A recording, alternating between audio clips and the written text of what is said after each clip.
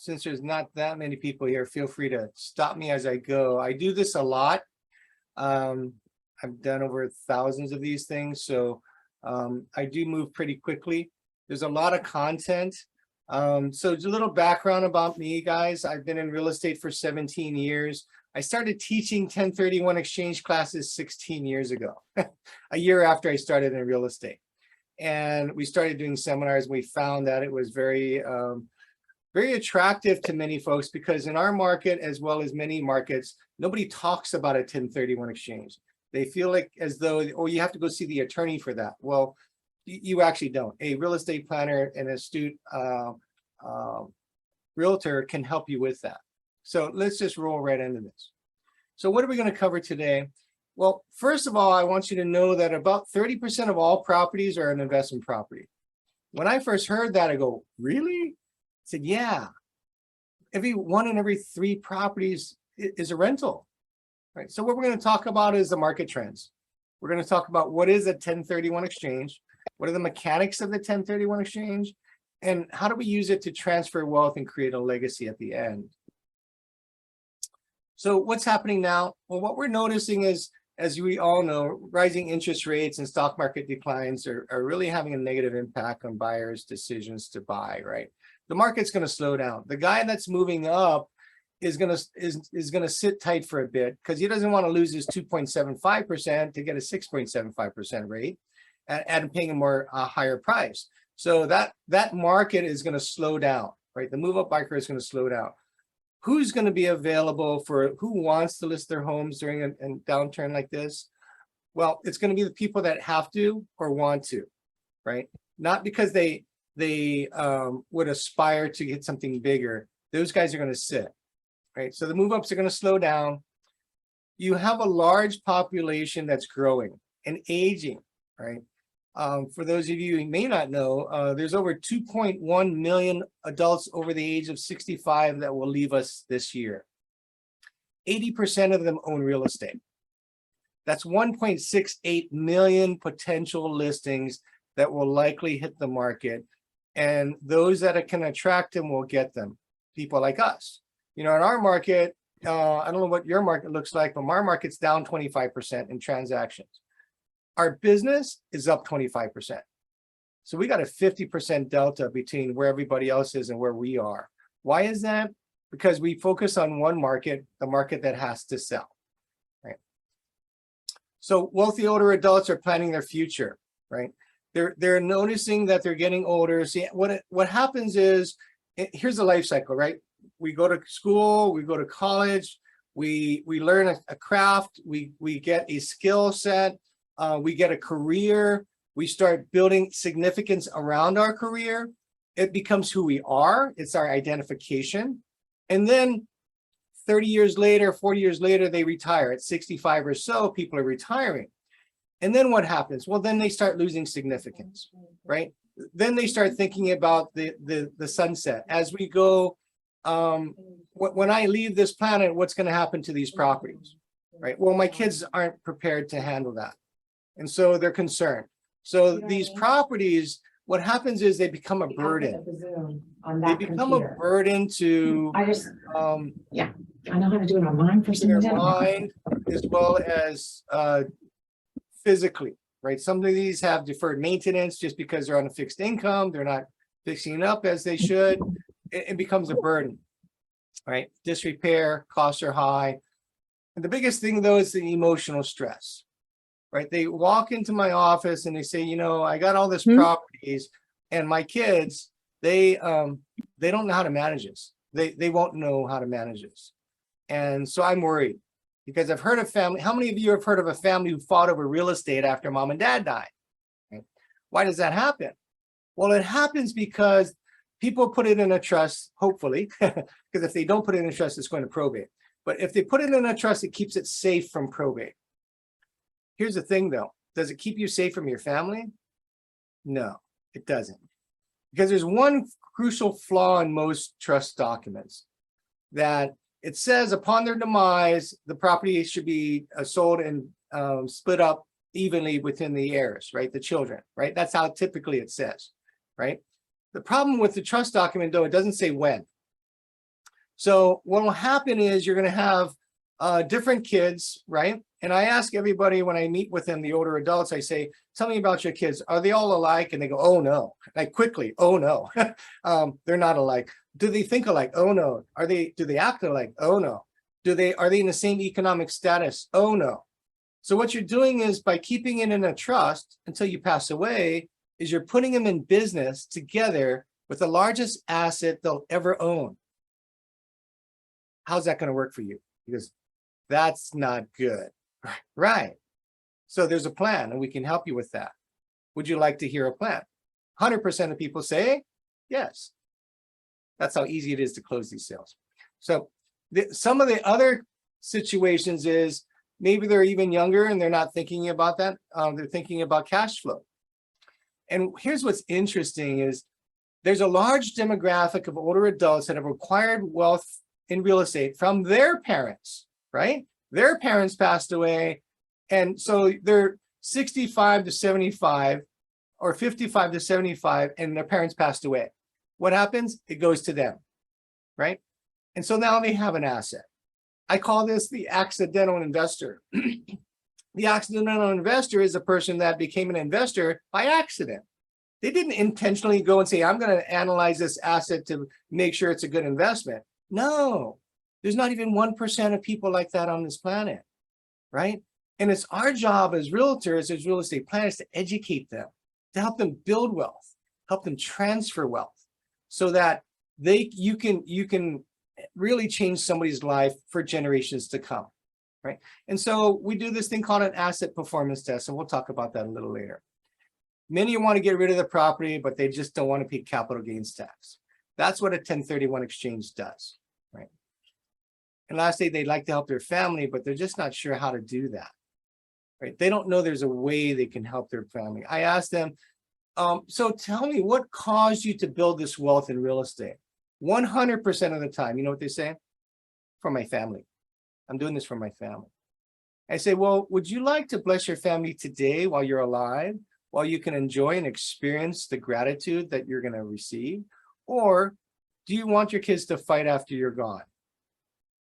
And when that happens, ladies and gentlemen, the referee, you, are gone. Money is on the table. They don't agree. They don't like each other. Then what happens? Right, the gloves come off. And then they get attorneys, and that's really sad. We have 3 clients today that are speaking to each other through attorneys because they didn't plan this out well. So what's their approach? What we do is we focus on the motivated seller, right? The person that wants to sell, right? We provide solutions to the issues with their property. Oftentimes they're going to have a property that is got deferred maintenance, or they just really got to let go and relinquish it. And help them remove the burden of the investment property. And the only way to do that is likely to sell it, or you could fix it up and rent it. And then right now we're realizing, and our population is realizing, that we're near the top of the market. And they're motivated, they're coming out, they're calling us now to say, maybe this is the peak, maybe I need to sell now, right? These are smart people. They've been around long enough. They've seen the cycles. Again, this is not a 20-year-old, a 30-year-old, or even a 40-year-old. This is 60 and up, right? So they're mature people that have watched cycles. It's going to help you secure more listings in the shift. And utilizing the 1031 exchange and the DST, a Delaware statutory trust, will allow you to separate yourself from your competition. You're going to be able to help families create a legacy with their real estate. And that's really what we call changing lives. And then the best part is you're going to be able to witness the joy that you bring when you create these strategies for families and you keep them together. It's quite amazing. I witness it every week when clients call us and I'm sitting on the table. In the beginning, they don't want to look at each other because they don't like each other. By the end of the conversation, when I create the strategy, they're hugging and kissing each other. It's pretty wild how you can bring families together because you're removing the stress that they foresee in the future, right? So real quickly, the investment property is any property that you did not live in 2 out of the last 5 years. So I say to people, there's only two types of properties. There's a property you live in, we call that a primary residence, and a property you do not live in. It's called an investment property. There's only two types, right? And some people get it mixed up, right? They think an investment property is really a primary residence, which it's really not. They have an emotional attachment to that investment property. And I say to them, you have an investment property, you want to see it as if it's really an investment. Wouldn't you, Matt? Wouldn't you agree? Right? It should be as like you're seeing a stock or a bond, something that you're measuring its performance. It's an investment. You don't have a personal joy or enjoyment out of it. It's all about the number. It's about the money, right? It's about what your money can do for you versus you. I coach people to say, our main mission in life is to help you so that your money works for you, not you work for your money. Okay. If we can help you have your money work for you and versus you work for your money, is that a good thing? The answer is yes, right? So all the time that we're talking to these folks, we're asking questions to help them self-discover that they want to follow down this path, right? That you want engagement in your conversations so that they subscribe to a belief they want to believe in, okay? So real simply, that's the definition of investment property. Defining capital gain. Now, this is something that I'm finding most people don't quite understand. It's really, you take your net selling price, you minus your adjusted cost basis is your capital gain. Now, we always tell them to, before you do anything, I want you to talk to your CPA. First thing, by the way, when I go into a listing appointment, there's 3 questions I ask them. Who's your trust attorney? Who's your CPA? And who's your financial planner? Why? Because I will likely know them, and if I don't, I'm gonna go meet them. I'm gonna create my network, right? Your network is your net worth. And so you're gonna build that as you go. And oftentimes now, I've been doing this so long, I'd say, oh yeah, Randy, I just spoke to him 3 weeks ago. Oh, John, yeah, we just played golf 2 months ago, right? And so what does that do? It gives them more confidence in me that I'm now part of their trusted advisors. See, that's the goal, is you want to be seen as that trusted advisor, right? So that's how you determine capital gains tax. And I always say to them, well, there's one piece of homework that I need you to do first, and that's talk to your CPA and tell them that I'm going to give you a value. Let's say it's X dollars. We're going to sell it for this much. I want you to tell me what your capital gain tax will be if you fail a 1031 exchange. We need to bring pain to the surface, and we're going to constantly touch that button. Because when you keep touching that button, they will listen to you and they will follow the rules of the game so that they don't fail. Ladies and gentlemen, I've done over 200 of these. I've never failed one. I never plan on failing one. And there's ways that we teach people how not to fail. Those are little tricks, I call them little life hacks that prevent failure. All right, so keep in mind, not every state's a different. You have state tax and you have federal tax. Federal is 15 to 20%. State looks like everything you see. And in Pennsylvania, 3.07 is really low. We are number 2 in the country. Not very proud of that, but yes, we are. California takes the cake at 13.3%. So here's what's happening, ladies and gentlemen. We have a large demographic of folks that are selling along the coast. If you kind of look at this, a lot of this is going to be along the coast, the higher tax brackets, right? And what's going to happen is these folks are going to sell and do 1031 exchanges in the middle of the country where the return is higher. You see, because in markets like mine and part of most of California and some of the East Coast, the cap rate is really low. So the return on our money is low. What's happening is we're selling along these markets and we're bringing it to a larger return on our money, right? If we can get 3 to 4%, that's decent, all right? And you go to the middle of the country, Georgia, Texas, in those areas, Tennessee, 10 to 12%, right? And so that's the new wave that we're seeing. We're seeing a lot of astute people that are figuring out how to build wealth for future generations, and that's how they're doing it. So there's 2 types of cost basis, right? And think of cost basis as really the starting value that you're using to determine capital gains tax, the starting value when you acquired the property, okay? You have a step up in cost basis and there's a thing called a carryover and cost basis.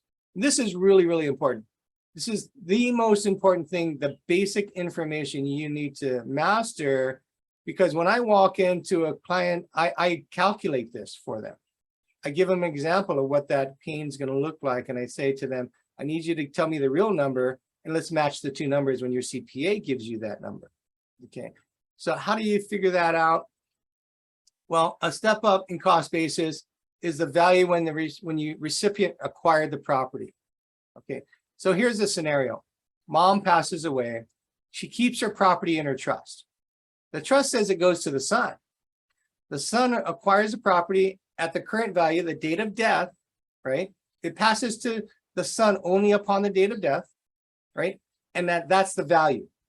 Now, if that son sells that property within 6 months, typically CPAs tell us that that'll be the time of death appraisal.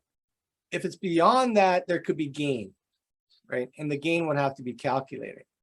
But basically, if mom passes away, keeps it in a trust, the trust says it goes to the son sells it within 6 months, he pays 0 capital gains tax. That's how you create a generational wealth, ladies and gentlemen, by not paying taxes.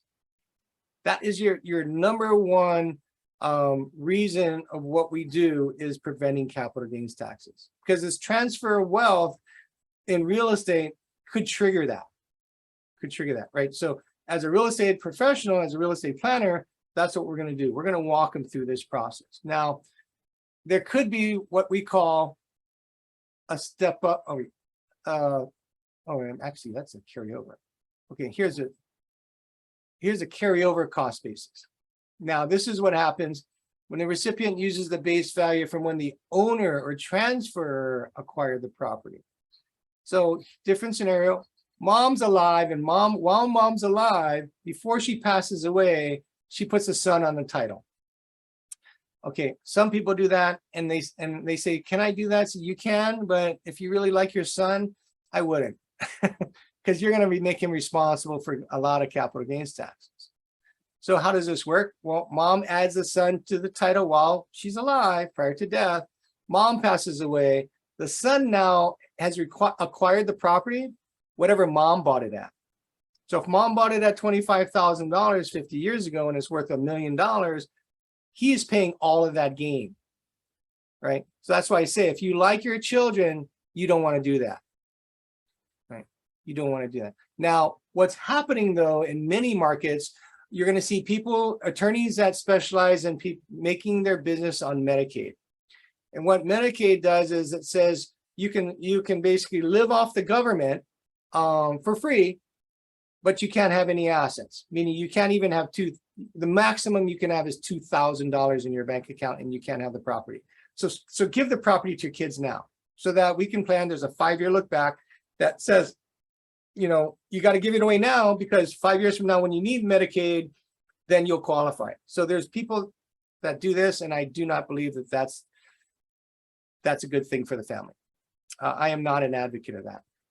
I believe Medicaid's good for the people that it needs to serve, not people who are trying to jury-rig the system, right? Anyways, so mom passes away, the son acquires the property at mom's cost basis. Now, when the son sells it, he's going to pay all the capital gains tax from when mom bought it to when he sells it. That's enormous, significant. Yeah. Yeah, go ahead, Doug. What I mean, you're not a CPA, so you don't have an answer for this. It's okay, because the question would get asked. It actually is a situation I'm kind of dealing with now. On the step up, are there, and I'm sure there are, but are there inheritance tax ramifications? Yes. So what's the cost benefit between the two bases? Well, either way, there's going to be inheritance tax. Okay. So it's in play either way. Yeah. Okay. Yeah. All right. There's more capital gain taxes, not estate taxes. Right. So our goal is to minimize that, right? And again, it usually won't impact many people. Inheritance tax, I think it was what, was it 11 million? I can't remember. I mean, it'd have to be a significant number for an inheritance tax to impact somebody. Okay. All right. But we do have clients like that as well. Okay, so the other question we ask people is, how well is your investment property performing today? Right? They go, well, what do you mean? I said, well, I'm just curious. What do you think? I said, oh no, I got a great tenant. He's been there for 25 years, man. He cuts the lawn. He fixed my dishwasher. And I said, great. Whenever I hear that they've had the tenant for that long, you know what that tells me? It's underperforming. Because they didn't change the rent. Because he's such a nice guy. And I say to him, I know he's a nice guy. I bet he's just an angel. And yeah, but here's the thing. Is he a family member of yours? Say, oh no, but he's been there so long. He's just like family. Well, I tell you what, when he leaves, he's no longer going to have any interest in you. I'm just being honest. He's there because he's got a house. If he's not there, do you think he's going to check with you every day? No, he's not your family. That asset that you have, that's not your home. You don't have any enjoyment out of that. So how should we see this? Well, we should see that as an investment. So how do you measure that? And I say to them, would you like to learn how your asset is performing? They say, yes. I say, would you like a free asset performance test? I said, yes. Do you know what an asset performance test is? Nobody knows what it is because I made it up. I literally made it up. Years ago, I made it up. It's called an asset because it sounds really good. It's really simple. It's a capitalization rate and a cash on cash return. See, when I started using those words, it confused people and it scared them. When I said asset performance test, it made it user friendly, right? And so all I say is all I need is your income and your expenses. There's a form I'm going to send you. I just need you to put the numbers in there, and then I will run the numbers for you. And I don't give this to them until I get to the appointment, because that's how I secure the business, right? And so I do an asset performance test. I do a cash on cash and a capitalization rate analysis. We've got these spreadsheets we can share with you guys. And really, most of the time in my market, I see them under 2%. And I say to them, if I could just double your money without costing you a penny, would that be of interest to you? I said, oh yeah, great. Here's how we get started. We'll have to sell this. We'll do a 1031 exchange. We'll look for another property. We'll buy this. We're going to run the numbers before you buy. And we're going to prove to you that mathematically, you're going to make more money. If we can prove to you that mathematically you'll make more money, would you want to go on this journey with us? The answer is yes. It's so easy to get business, guys. So easy. All right. So what is a 1031 exchange? It allows an investor, somebody who owns a property they don't live in, to defer their capital gains taxes on the investment properties when they're buying something of equal value or greater value. Now, I always say the C or CPA, right? So they use this term like kind. What does that mean? Well, some people think it's, well, if I sell a single family home, I can only buy a single family home. That's not true. Here's what it means. It has to be fee simple in the United States or any US territory. You could sell a theater and buy a shopping center. You can buy a single family home and buy an apartment building. The best is vacant land. Why? Does vacant land generate income? No. Does it have property taxes and expenses? Yes. Right. So you're taking somebody that has a negative asset, meaning it's not generating money, it's taking money. Every month it's taking money from you, and you're putting them to something that gives them money. Right. This is how we have their money work for them versus them work for their money. The vacant land, they're working for their money. Right? Actually, they're working and giving away money. That's even worse. Right? Think about that. We had a guy that came to our seminar and he said, oh, my mom passed away. I had this house for 15 years, but it got so bad I had to tear the house down. So it's a vacant lot. So now what? So, well, now the neighbors are complaining the grass is too tall, so I got to pay a landscaper to go cut it every month. So how much does all this cost you? Well, it costs me about $500 a month. Okay, how much money does that generate? Nothing. Right? You're right. So what if I could take that asset, sell it for you, and put $2,200 in your pocket? That's exactly what we did. He is forever in debt for us. Right? We taught him how to build wealth. We taught him how to transfer wealth. And so this is part of our process. So what are the guidelines? Well, the investor must designate up to 3 properties within 45 days of the sale of the relinquished property, you really don't have to do 3. We usually do 1 or 2, right? And identify and designate what that means is you have a tax ID number or an address, and you put it on a napkin, and you give it to the accommodator. Or text it to them. It's that easy. Identification is not a problem as long as you have a system around it. There's a thing called a 200% rule. Let's say I sold a $1 million asset here in Hawaii, and then I wanted to go to Tennessee, where there are, $100,000 or $200,000. Well, I'm not going to do up to 3, right? Because I won't be able to meet that rule. So what it says is I can select up to 200% of the value of any number of properties I want to buy, right? So if I sold one at $1 million, I can designate up to $2 million of assets of any number. Not nobody does that really, typically. Some people may, but we never really do. We keep this simple. We identify the replacement property and we move forward. Now, the other rule, which is not as significant, is a 180-day rule, which means from the date of the replacement property, you have 180 days to close the relinquished property. That's 6 months. The only time that's come into play in any of our conversations is when somebody is buying a new construction, and I want to make sure they're going to get the keys in time. If they don't get the keys in time, they may not satisfy that rule, and they're going to pay capital gains tax, right? But the biggest thing is the first rule. Now, let me share with you why we've never failed. This is a process that we built 16 years ago, and we do it all the time. So think of it as 2 processes. You're selling a relinquished property, you're buying a replacement property, okay? What you want to do is consider them simultaneous processes.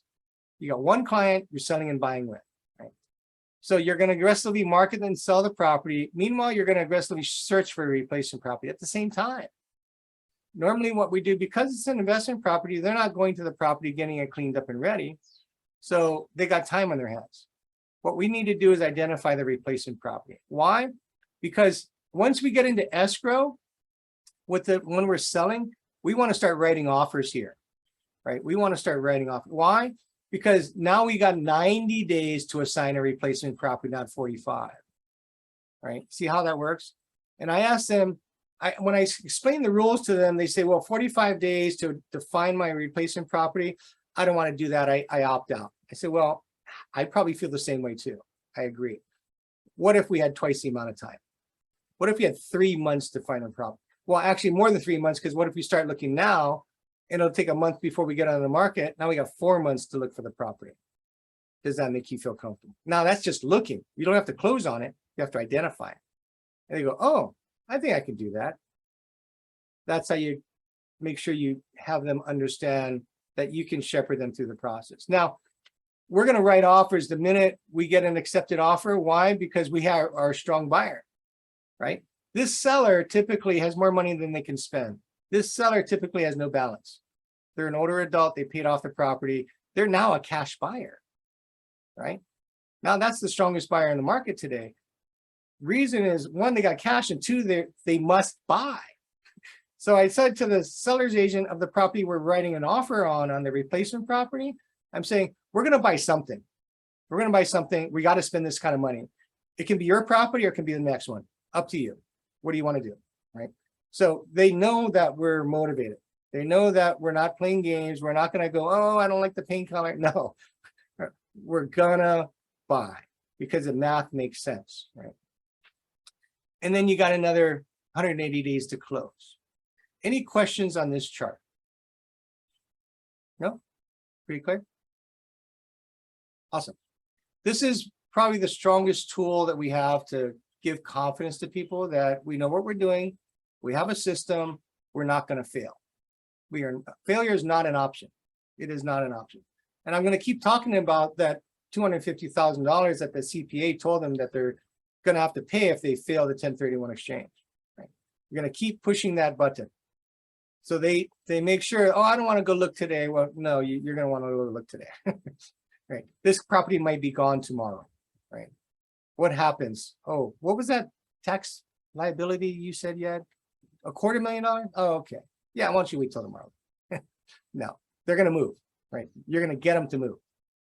Okay. All right. So the Delaware Statutory Trust is a tool that the IRS deems to be a replacement property for a 1031 exchange. Other than hard real estate where you are, and anywhere in the United States, by the way, the Delaware Statutory Trust is real estate. It's like a REIT, a real estate investment trust, very similar, except it's acknowledged by the IRS for a replacement property on a 1031 exchange. So this is your safety net. So they must be an accredited investor, $2 million of net worth or $200,000 of income annually to qualify as an accredited investor, right? So not everybody's going to qualify. Okay, but when you look at all their properties, one of the things I ask everybody when I walk up and meet with them, tell me about all the properties you own. Okay. And that's one question that I'm finding most agents don't ask. Because we have our VAs pull every property that's in our tax record that I can find. What I found, and we've been doing this a long time, but what I found though, there was a gap. They were saying, well, no, I got 3 properties in Georgia, I got 2 in Tennessee. I go, whoa, because I can't have access to that. So I had to ask the question, what other properties do you own?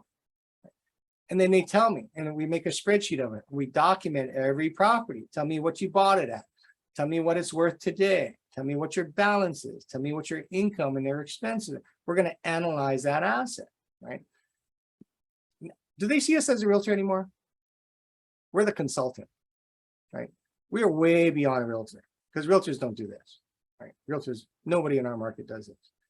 And that's what we're treating in as a real estate planner community. Now, it is approved by the IRS for a 1031. I actually own my own DST. I did it during COVID.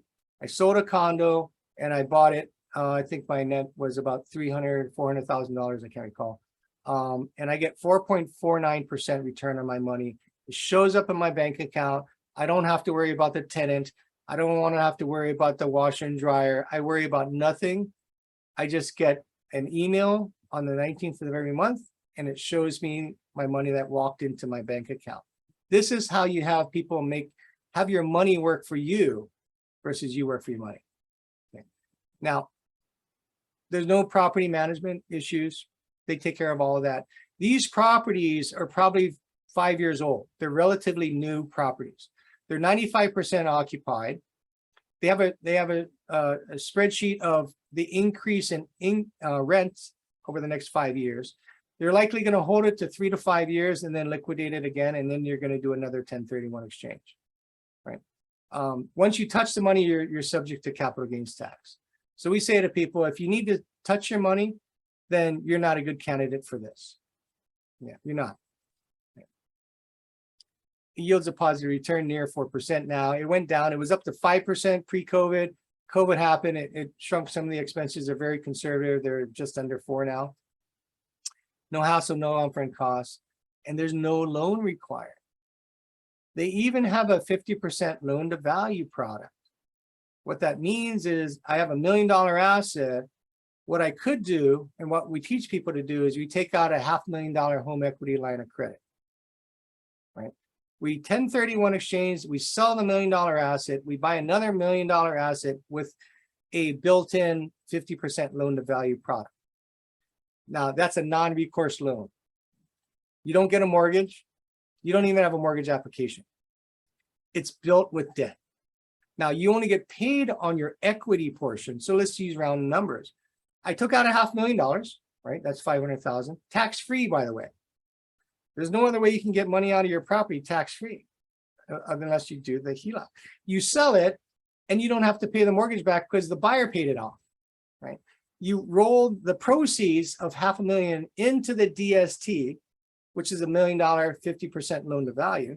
All they want is $500,000. They're going to pay you on $1 million, let's say 4%. That's $20,000 a year. 5 years, that's another $100,000. At the end of this cycle, at the end of 5 years, the $1 million asset will increase in value by 4% a year. 5 years out, that's 20%. That's another $200,000. What do? We made them $500,000 tax-free, another $200,000 of income, which is ordinary income, right? You're going to pay tax on that. And then you got equity in the back end. And then you roll that into your next DSD or a next 1031 exchange, right? This is how we help people build wealth and transfer wealth. We've been doing this a long time, and people are blown away by what we're able to do for them legally so that they can make more money. So the benefits of the 1031 exchange, where you're going to defer all your capital gains taxes. I say defer because legally that's all we can say. It ends up being eliminating it, because remember the step up in cost basis. If I keep doing a 1031 exchange until I die, then my kids get it tax-free at a step up in cost basis. So when people have investment properties, we have to have them. My first question is, do you need the principal from that investment property? Once they say no, because they all say no, I don't need it. Next question, do you need the income from that investment property? Some people say no, right? Then we can create different strategies to maybe bless their kids instead of taking the money, right? But deferring the capital gains taxes is true. Eliminating it is true if you hold it until your demise, right? Then your kids get it tax-free. Right? You're going to avoid long-term capital gains taxes, which vary. Federal's 20%. Now, in addition, if you've got a adjusted gross income of $400,000 or more, you're going to pay another 3.8% tax. Right? And you have to apply all the proceeds to the replacement property. Now, you don't have to. You can take money out. Know that when you take the money out, you're going to pay capital gains tax on it. So we've got a client that is going to sell a $800,000 condo. She's only buying a $700,000 replacement property. And she said, I'm just going to take the $100,000 and pay off my mortgage. And out of the $100,000, she'll pay 20 grand out of that. So she ends up with 80 grand. She's still happy. She has no mortgage. Everything's fine, right? So there's so many different ways to do this. It depends on the needs of the individual. And that's why the real estate planner has a gazillion questions to find out what matters most, right? It can involve multiple properties. The most complicated, I do not recommend this, hence all the gray here and missing here, is we sold 5 to buy 1.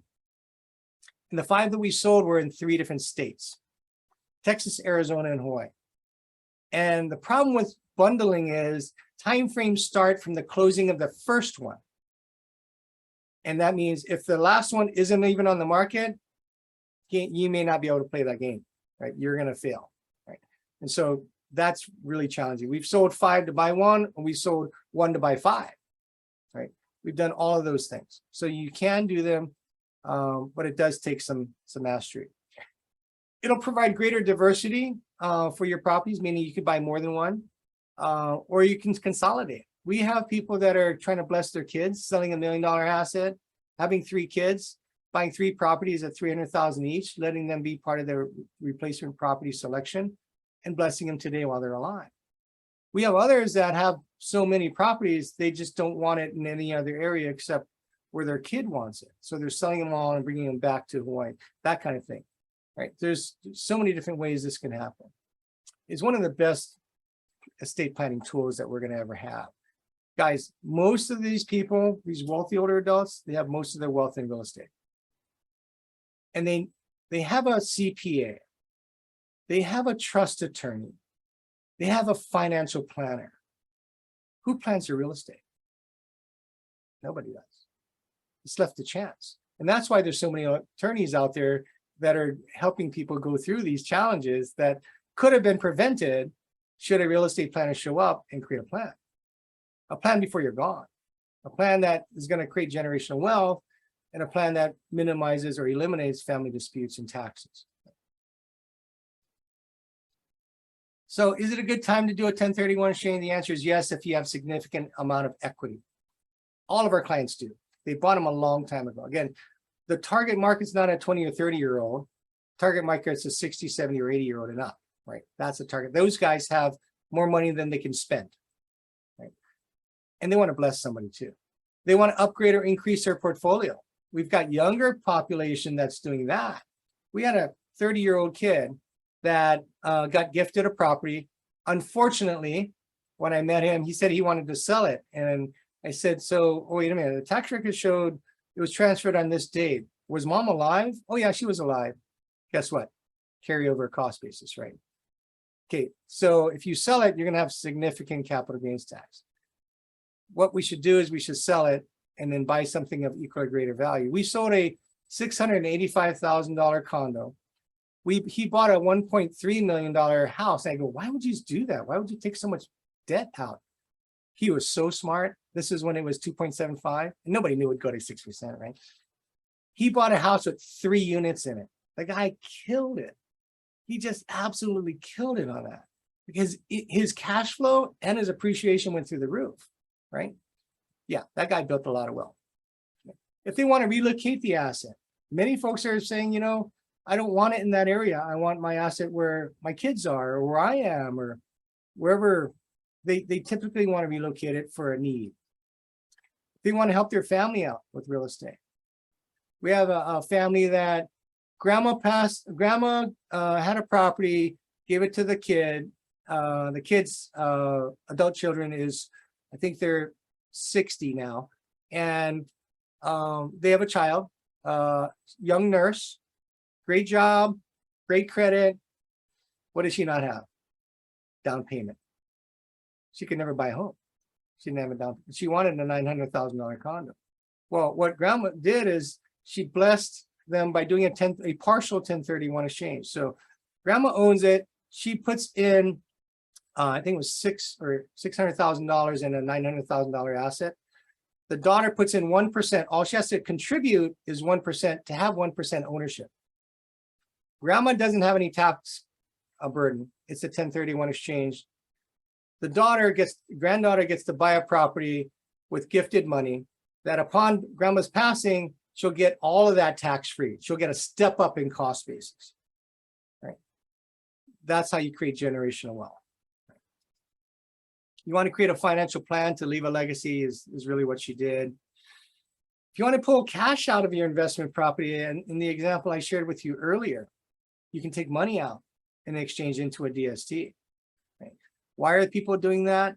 They're doing it because when I asked them a question, they're anywhere from 65 to 85. And I asked them, do you have long-term care insurance?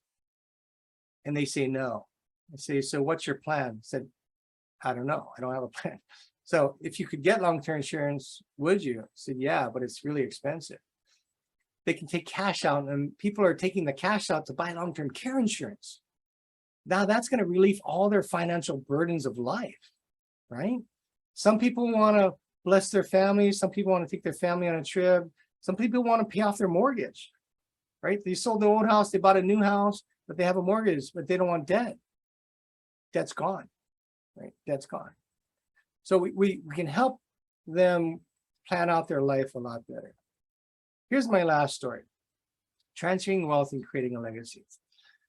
Mom is a widow and mom has $1 million asset, right? And, you know, dad used to manage it and everything was fine. And she doesn't know what to do now, but she heard that, man, her sisters are, all of her siblings who passed away, their nieces and nephews are now fighting over assets. She doesn't want that to happen. And she heard that there's a way to prevent that from happening. So she decides to do it. She sells $1 million asset and she says to George, Lucy, Grant, and Ann, I'm going to gift you $250,000 each. You must buy the property. I cannot live in it. You can, or you can rent it. And it has to be in the United States. And there's time frames by which you must follow. If you choose not to participate, I'm going to put it in a Delaware statutory trust. And you're not going to have any decision ability on that. But you will have a choice on where this next property is going to be, what it's going to look like, what you use it for, who you want to bless. You get to choose that today. So they say yes. Mom sells the $1 million asset. She buys 4 properties somewhere in the United States, of which George, Lucy, Grant, and Ann were part of the selection process. They decided what mom was going to buy because they're going to get it when mom passes away, right? When mom passes away, so what happens after you buy it, you have to go to the attorney and say, here's the plan. Mom's bought this property for George. The address is 123 Main Street. Lucy's property. So when mom passes away, the trust will be very clear on who gets it, right? And then when mom passes away, the kids get it tax-free. There are a couple options for you. So I'm a MAPS coach. I coach a class called Securing Listings with the Wealthy. It's actually starting in 5 days, it looks like. It's 5 days. I've done this class once. I'm doing it again. I'm instructed to do this 4 times a year. It's really securing listings with the wealth, kind of what you're hearing, but better, more information on actually executing on some of this, right? Understand the opportunity of the wealthy older adult, becoming the senior relocation specialist, learning how a 1031 exchange and DSTs can create legacy planning and grow your business, and getting knowledge of wills, trusts, and probate. Remember, I started this whole conversation about what's happening in a life cycle. This is the life cycle that needs this help, right? And you all know them. They're in your database. And actually, it's probably your family too, right? Some of you guys are younger. Alana is younger. You have a grandparent, right? You have aunties and uncles, right? And I talked to somebody in Austin. They say, you know, this won't work in Austin because we have a lot of young people. I said, I just got one question for you. Do they have parents? They go, yeah. Oh, I get it now, right? It's going to impact everybody, because what's happening is the younger generation now is understanding this, and they're sharing it with the older generation.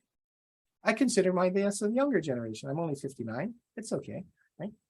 Okay, so if you're interested, click on the QR code. That'll take you to the registration, and you can get ready to apply. It's $199 for 4 one-hour classes.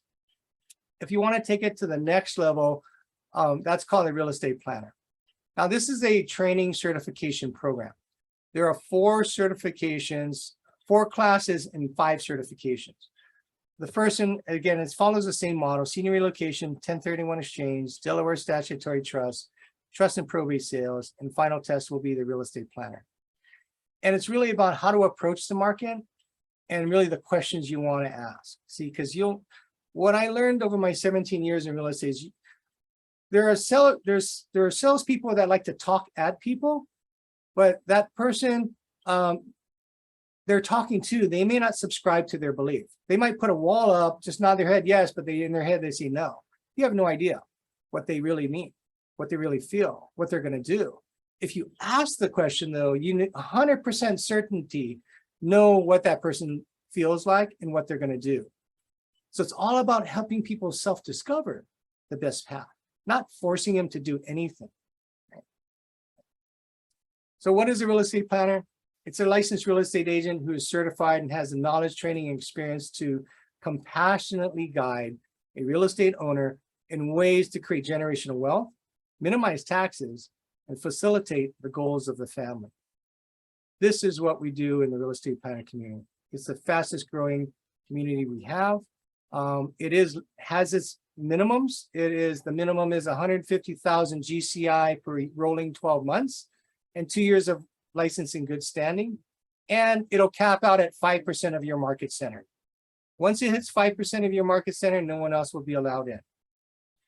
We are also trademarking the name real estate planner with the PTO, the Patent and Trade Office of America. And when that comes in, only the people in our community will be allowed to use the terms real estate planner. And if you're interested, feel free to get your phone out, click on the QR code over here, and that'll take you directly to your link. Go ahead, when you say 5%, you mean 5% of the total, 5% of what? So I understand. of your population of your market center. Of the population, okay. So if you have a market center of 100, only 5 people can join. Wow. Well, we got 2 Yeah, here. Is that going to be an we're in issue? good shape. I think we'll be in good shape there. Yeah. Yeah, I think we'll be in good shape there. Okay. Did you guys sign up yet? We're going to. Okay, Yeah, good. we're going to. Yeah, that's good. Yeah, I Yeah. would suggest that. We have such a, so our market is not, it's not overflowing with great economy. Okay. But we have a lot of investors. We have a lot of, our population's older. Mhm. And we were just saying towards the end there that I don't know of any agents, and there's probably 400 in our MLS.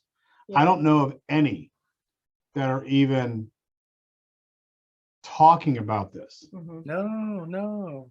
Yeah. let alone marketing themselves as being a real estate planner or something. I just, Mhm. yeah, It's interesting, you know, real estate has a long history, but it has a long history of being transactional. It has a right, long history of helping people buy and sell real estate. yeah, But it has no history of being a relational consultant, Mhm. right? Yeah.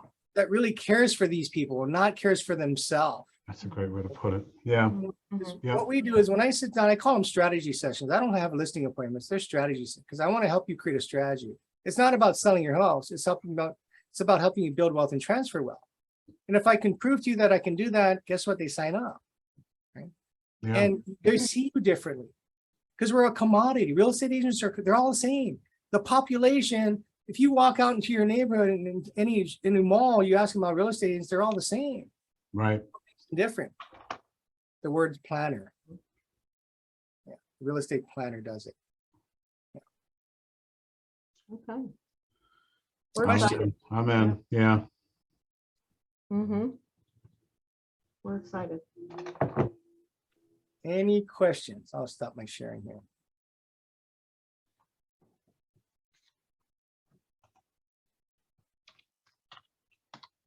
Any ahas, suggestions? We don't have that kind of time. I don't know if that's us or Hi, him. Allie. Yeah. Hi, Allie. So that's the end of my Are presentation. we? Oh, I'm unmuted. There we are. Yeah, please go ahead.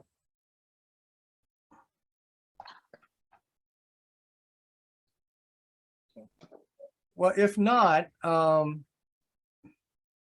your market center has how many agents? Oh gosh, what are we at now? 130, something in that range. If 130? that's between the three of them, Yeah, yeah, I think around there.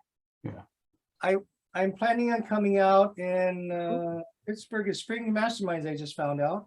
We already booked our time in April, so we'll be out in Pittsburgh. I've only been to Pittsburgh once, a long time ago. But yeah, we'll be out in the spring, and if there's any large group that you have that you can get together, I'll be happy to present this in person. Hmm. Yeah, I think we could combine some of our north and south with our east market center and just do one big Pittsburgh. That would be amazing. yeah, Yeah, and what we're finding is real strong TLs they're using this as a recruiting platform, right? Because nobody's talking about this, right. and the only way you get in is to join the company. It doesn't Right. exist. We're not allowing this to go out beyond KW, and that's why Gary supported that. Do you have a link for that, Stan? I know that you got a QR code up there, but is there to sign up? Oh, You mean for Wednesday? Yeah, for the classes starting on Wednesday. I already yeah. signed up. okay, I love that. nice. Well, I'm sorry. What was the question, Doug? Where did you sign up at? I get their emails Okay, for all right. the newsletter. Well, there you go. Yeah, just if you had an immediate link, Dan, that's what I was looking for. Oh yeah, I do. I can send it to him. Okay, thank you. The link for the community as well as the class? Well, it's on your networking newsletter. Yes. Your I'm sorry, MAPS coaching newsletter. That's probably the MAPS coaching one. Let me get you the, Yeah. here's a QR code. Can you see that? No. Oh, no. Where did my Zoom go? Yeah, I can tell I'm not technically, I'm an immigrant to technology. Sorry, my apologies. I hate Zoom. I hate when I have to host anything and figure out how to screen share and do all the things. Okay, let's see. Oh, here you go. Screen share. You see that there? There it QR is. code? Yep. So click on that. Tell me if that works. It did. And that's the links to everything you need to know. We've been working on this since the beginning of this year, and we dug deep into any questions somebody is going to ask, and we put an FAQs together. We got a website, we've got videos. What's really been interesting lately, guys, is the Facebook page. There's tons of engagement and tons of questions, and the community's taken a life of its own, and that makes me really proud because there's so many people around the country that have skills that others don't know, and I want to highlight those folks. I mean, anybody's got a success story, we want to put them. I'm going to have 3 panels on stage in family reunion. Then we'll also have a private event for our memberships.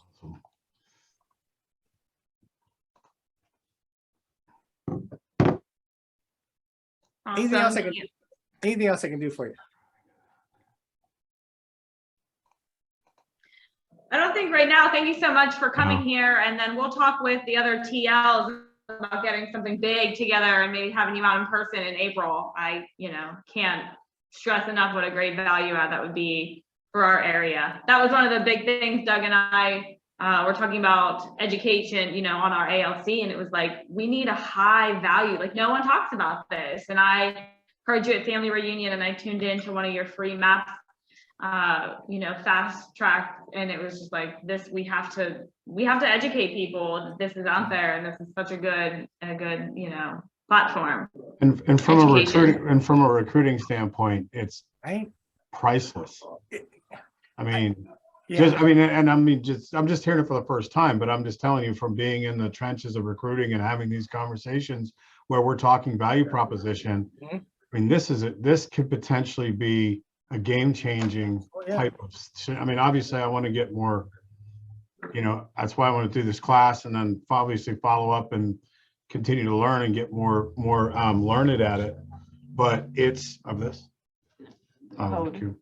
I think it's such a huge, a huge value build. I mean, my gosh. Yeah, and it's the market of the moment, right?